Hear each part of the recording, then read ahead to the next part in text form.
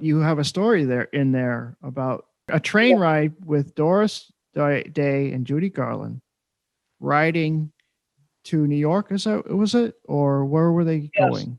Yeah, they're going. Is that a real story? But first of all, is that a real story? I think it is. The fact that neither one of them like to fly. Yeah. Doris, in her older years, refused any awards because she would have to fly from Carmel to Hollywood to get them. And she said, no, I won't do it. She didn't get an honorary Oscar, no, nothing. Yeah. Or the awards in New York, the Kennedy honor. She wouldn't do it because she couldn't do that. I think they did know each other. I don't know if it could have happened because they traveled on the train.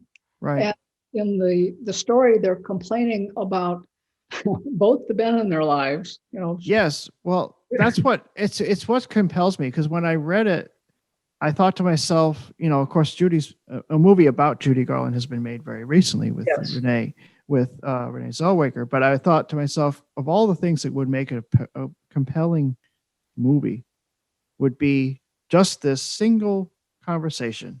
Yes. That could have and may have gone on. It could have between these two women on that train ride.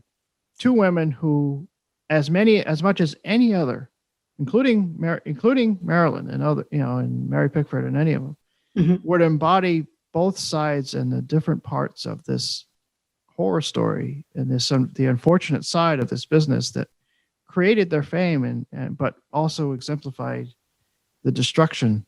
It would be these two women. They had so much in common, which was really frightening. I mean, they were both married to awful men. Yes. Ripped them off.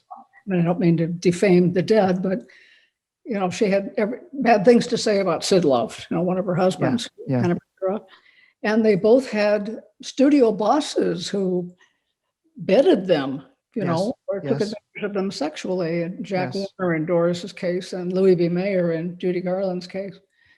Although I will say that in her later years, she went back and forth about that. She hedged a little bit. She said that he was always a gentleman. But in early years, we heard different stories from her.